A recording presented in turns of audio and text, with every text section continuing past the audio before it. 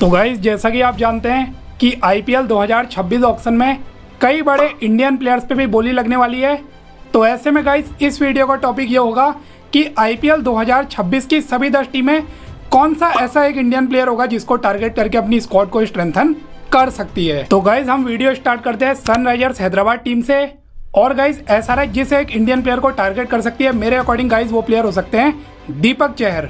अब गाइस दीपक चहर के बारे में मैं बताना चाहूंगा कि मोस्ट प्रोबेबली उनको एमआई रिलीज कर सकती है, क्योंकि एमआई ने एक बड़े प्राइस में उनको बाय किया और उनका performance up to the mark नहीं आया।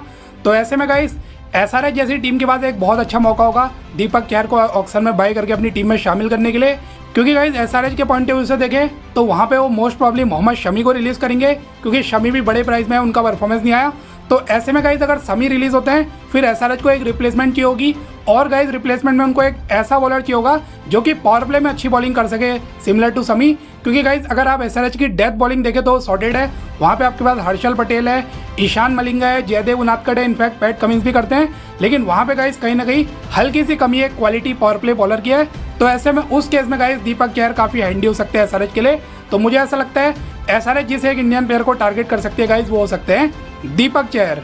नेक्स्ट गाइस हम राजस्थान रॉयल्स टीम की बात करते हैं, और गाइस आरआर मेरे अकॉर्डिंग जिस एक बड़े इंडियन प्लेयर को टारगेट कर सकती है गाइस वो हो सकते हैं रवि बिश्नोई।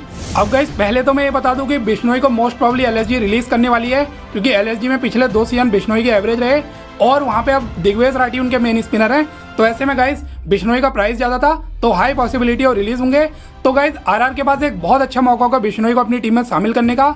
और गाइस बिश्नोई की हर हाल में आरआर की स्क्वाड में नीड भी है, क्योंकि इस बार अगर आप देखें आरआर के जो दोनों मेन स्पिनर थे गाइस वो दोनों ओवरसीज थे, दोनों श्रीलंकन थे, महेश तीक्ष्ण और हसरंगा, और गाइस दोनों का ही performance up to the mark नहीं गया। तो ऐसे में गाइस उनको एक बड़ा क्वालिटी इंडियन स्पिनर की नीड है। तो वहां पे गाइस रवि बिश्नोई जो है बहुत अच्छी पिक आरआर के लिए साबित हो सकते हैं। और आप जानते हैं ऑल्दो थोड़े ओके उनके लास्ट 2 सीजन एलएसजी में गए हैं, लेकिन गाइस वो बहुत ज़्यादा क्वालिटी बॉलर है और राजस्थान उनका होम स्टेट भी है, तो वहाँ की कंडीशंस की भी उनको अच्छी खासी समझ होगी। तो मुझे ऐसा लगता है गाइस रवि बिश्नोई जो है राजस्थान रॉयल्स के लिए एक बहुत अच्छी पिक हो सकते हैं और वो आरआर का टॉप टारगेट हो सकते हैं अगर इंडियन प्लेयर की बात की जाए। नेक्स्ट गाइस हम चेन्नई सुपर किंग्स टीम की बात करते हैं। वैसे तो गाइस अगर इंडियन प्लेयर डिपार्टमेंट में चेन्नई का देखें तो संजू सैमसन से काफी लंबे टाइम से लिंक है, लेकिन गाइस अभी हम ऐसे प्लेयर की बात करेंगे जिनको मोस्ट प्रोबेबली ऑक्शन में टारगेट कर सकते हैं ऐसे इंडियन प्लेयर की। तो अगर आप गाइस सीएसके में देखो उनको वैसे मिडिल ऑर्डर अपग्रेड करना है, लेकिन मुझे लगता है वहां पे ओवरसीज प्लेयर के पीछे जाएंगे। अब वैसे गाइस बहुत ज्यादा एरिया सीएसके में ऐसे नहीं है जहां पे उनको इंडियन प्लेयर की नीड है, फिर भी गाइस मुझे लगता है वो एक एडिशनल इंडियन पेसर को यहाँ पे स्क्वाड में ऐड करना चाहेंगे। ऑल्दो अंशुल कंबोज है, खलील है, लेकिन गाइस मुझे लगता है थोड़ा उनको वहाँ पे और कंपटीशन चाहिए। तो ऐसे में गाइस वो जिस एक इंडियन पेसर को इस ऑक्शन में टारगेट कर सकते हैं गाइस मेरे अकॉर्डिंग वो हो सकते हैं तुषार देशपांडे। अब गाइस तुषार देशपांडे को जो है हाई पॉसिबिलिटी है कि आरआर रिलीज करने वाली है, क्योंकि उनका प्राइस बहुत बड़ा था, लगभग 6-6.5 सीआर के थे। लेकिन गाइस आरआर में तुषार देशपांडे का इस बार परफॉर्मेंस नहीं आया, सिर्फ उन्होंने 9 ही विकेट इस बार चटकाए। ऐसे में गाइस अगर आरआर इनको रिलीज कर दिया देशपांडे को तो सीएसके के पास एक बहुत अच्छा मौका होगा एक कम ठीक ठाक 3-4 सीआर के प्राइस के अंडर में देशपांडे को वापस से टीम में शामिल करने का। और गाइस आपने देखा होगा ये वाला सीजन ऑल्दो आरआर में देशपांडे का अच्छा नहीं गया, इससे पहले के गाइस जो 2 सीजन थे वो दोनों सीजन जो है सीएसके में खेले थे देशपांडे, और गाइस दोनों में उन्होंने बहुत ज्यादा इंप्रेसिव परफॉर्मेंस किया था। उन दोनों में मिला के गाइस उनके 38 विकेट थे, और आप जानती है सीएसके में उनका बेस्ट निकला था। और गाइस सीएसके और खासतौर पे एमएस धोनी को भी इनको अच्छे से चलाना आता है। तो मुझे ऐसा लगता है सीएसके जिसे एक इंडियन प्लेयर को टारगेट कर सकती है गाइस वो हो सकते हैं तुषार देशपांडे।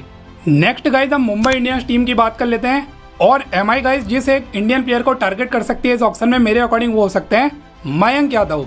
अब गाइस जैसा मैंने आपको स्टार्ट में ही बताया कि एमआई जो है मोस्ट प्रोबेबली दीपक चहर को रिलीज करने वाली है, क्योंकि बड़े प्राइस में वो लाए, उनका परफॉर्मेंस नहीं आया। तो अगर उनको रिलीज करते हैं गाइस तो मुझे ऐसा लगता है एमआई उनसे यंग और उनसे अपकमिंग टैलेंट, उनसे ज़्यादा पोटेंशियल वाले इंडियन पेसर को टारगेट कर सकती है जो कि लॉन्ग टर्म में टीम को आउटपुट दे।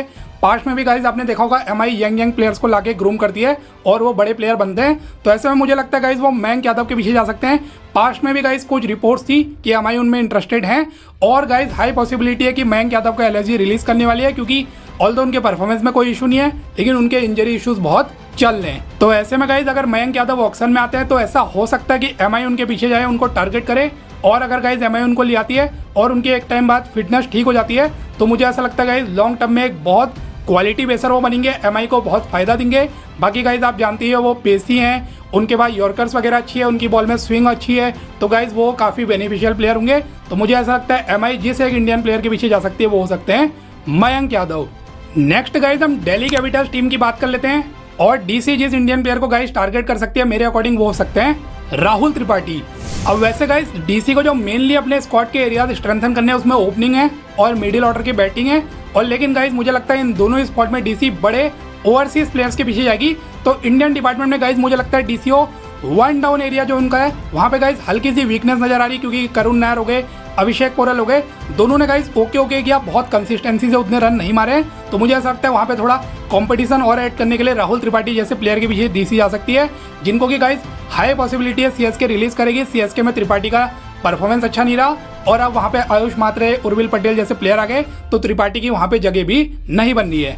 लेकिन गाइज आपने देखा होगा त्रिपाठी के अंदर पोटेंशियल है, क्वालिटी प्लेयर वो हैं। CSK से पहले वो गाइज SRH में रहे, KKR में रहे, उन्होंने अच्छा परफॉर्म किया।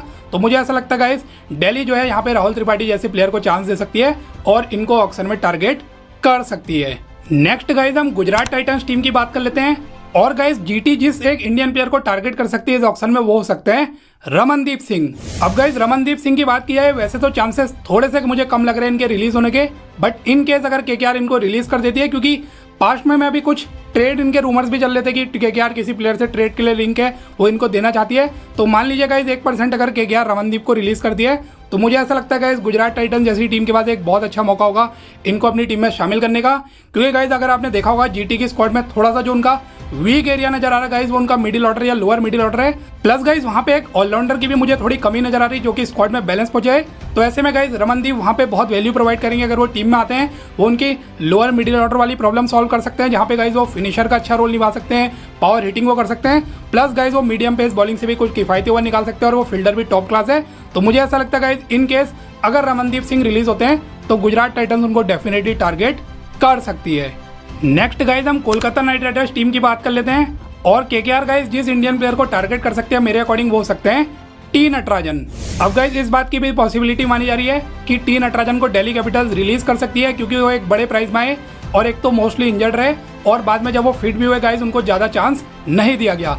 तो बजट बचाने के लिए गाइज अगर दिल्ली T नटराजन को रिलीज करती है तो गाइज KKR जैसी टीम के पास एक बहुत अच्छा मौका होगा नटराजन जैसे क्वालिटी इंडियन पेसर को अपनी टीम में ऐड करने का, क्योंकि इस बार उनका हल्का सा पेस बॉलिंग डिपार्टमेंट वीक लग रहा था। खास तौर पे गाइज डेथ बॉलिंग में KKR ने जो है बहुत रन लीक किए, तो उनको एक क्वालिटी डेथ बॉलर की जरूरत है। और गाइज आप जानते हैं T नटराजन के पास कितनी ज़्यादा क्वालिटी है, डेथ ओवर स्पेशलिस्ट माने जाते हैं, काफ़ी विकेट चटकाते हैं, इकोनॉमिकल रहते हैं वहाँ पे। तो मुझे ऐसा लगता है गाइज KKR इनको टारगेट करेगी, क्योंकि अगर आप देखें पावर प्ले बॉलिंग में वहाँ पे वैभव अरोरा है, हर्षित राणा भी आपके कराते हैं, लेकिन उनको क्वालिटी डेथ बॉलर की जरूरत है। नेक्स्ट गाइज हम RCB टीम की बात कर लेते हैं। और वैसे ओवरऑल गाइज देखें तो RCB की स्क्वाड एक काफ़ी वेल बैलेंस है, काफ़ी परफेक्ट स्क्वाड है। फिर भी गाइज एक आध एरिया है जहाँ पे उनको हल्का अपग्रेड किए, तो मुझे ऐसा लगता है गाइज RCB जो अपना नंबर 3 वाला स्पॉट है गाइज उसमें थोड़ा अपग्रेड देख रही होगी, तो वहाँ पे गाइज वो एक इंडियन प्लेयर को टारगेट कर सकते हैं, और वो प्लेयर हो सकते हैं वेंकटेश अय्यर।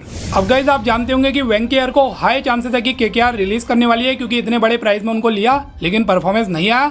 तो ऐसे में गाइज अगर KKR को स्क्वाड रिबिल्ड करना है तो बड़ा प्राइस ऑक्शन प्राइस उनको चाहिए, तो ऐसे में वेंकी अय्यर का रिलीज होना लगभग कंफर्म लग रहा है। तो फिर गाइज RCB जो है उनके पीछे जाएगी। पिछले बार भी RCB गई थी, लेकिन एंड मोमेंट में KKR ने उनसे ज़्यादा बीट करके वेंकी अय्यर बड़े प्राइस में खरीद लिए थे। लेकिन अगर ऑक्शन में आ गए दोबारा मुझे लगता है RCB जाएगी, और नंबर 3 स्पॉट के लिए RCB में एक परफेक्ट फिर वेंकी अय्यर हो सकते हैं।